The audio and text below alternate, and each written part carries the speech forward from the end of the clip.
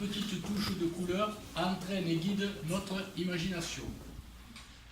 Vous avez su voir, dans le port de Vénus, la beauté d'un site qui ne demandait qu'à se montrer et à s'offrir à un public de connaisseurs et d'amateurs.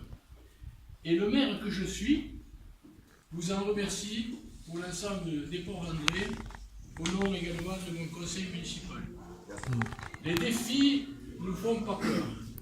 Ne vous font pas peur. Témoin en est la fresque de l'Hermione qui habille désormais le transformateur électrique de la place Casselane, une réussite louée par tous les partenaires de cette opération. Enedis, c'est l'ancienne EDF, et le SIDEL, qui est le syndicat d'électricité et d'énergie, qui évidemment nous aide à financer cette fresque, dont les présidents alors ont été particulièrement séduits. Nous nous souvenons également de vos créations sur le thème de la Saint-Jordi ou encore du 5e régiment d'hélicoptères de combat de Pau, qui est notre régiment que nous parrainons, et dont la force explose sur vos toiles, où le figuratif et l'impressionnisme se mesurent, mais où seul l'art reste le grand vainqueur. Nous n'avons pas oublié non plus votre réalisation pour la cabane à livres. Investi dans la ville, vous en êtes devenu un acteur incontournable. Que serait Port-Vendre sans son peintre attitré, dont la souhaite reconnaissable entre mille nous indique le chemin et le sens de l'art. Voilà, mon cher Marc, ce que j'ai tenu à dire pour marquer ce 10e anniversaire de tes expositions de Rome, témoigner de ta fidélité à ce lieu prestigieux, sans oublier Muriel, ta compagne de tous les instants. Merci. Voilà. Allez où Muriel?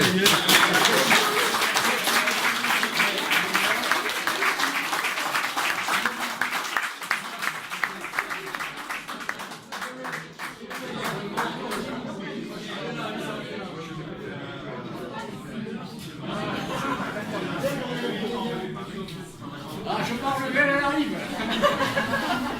Bon, alors c'est à moi.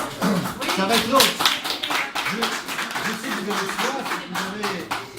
Alors moi je vais vous lire un peu ce que j'ai écrit sur le sens de l'art. Le sens de l'art peut être assez propre à chacun. Mais peindre, n'est-ce pas l'art d'explorer les secrets de nos existences, les vôtres aussi, hein, pour traduire d'ineffables sentiments ou la nature profonde des êtres et des choses. À lâcher prise, parce que dans l'art, il est vrai qu'on est toujours sujet à vouloir peindre mieux, découvrir, mais c'est le lâcher prise qui nous permet justement de pénétrer les choses, les éléments, qui libèrent l'évidence des formes, du trait et de la couleur, puis le temps et l'usage expressif de mon art nous feront converser autour d'une œuvre pour convenir de toutes ses vertus. Je pense que là, on a beaucoup, hein, sinon on ne chercherait pas à le détruire aujourd'hui. En ce 10e anniversaire fécond de tranches de vie et de rencontres. Voilà. Vous m'avez suivi depuis 15 ans. Tout à l'heure, je parle également du combat. L'art est aussi un combat. C'est une bataille. Je le prends comme une bataille. À chaque fois que je crée une œuvre, on bataille avec les couleurs, avec les éléments. Tout à l'heure, je parlais à l'instant de ce combat qu'on livre contre ceux qui n'aiment pas l'art. D'accord ? Et je tiens à saluer ce qu'on a oublié tout à l'heure. On parlait du 5e arraché. Il y a plusieurs années, j'ai commencé, tous les 2 ans, je fais le Salon national des peintres aux armées à Paris. Donc au mois de mai, je ferai le peintre, je participerai, j'ai été sélectionné pour renouveler ma candidature au peintre aux armées.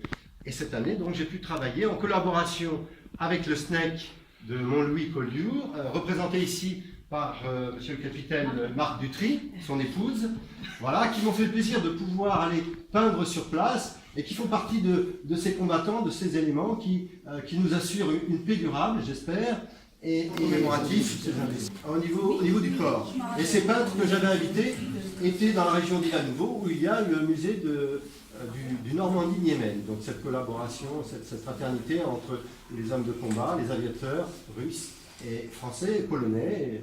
Donc voilà, ça a été cette première exposition, après d'autres se sont succédés. Et puis depuis plusieurs années, bien évidemment, on démarre aussi cette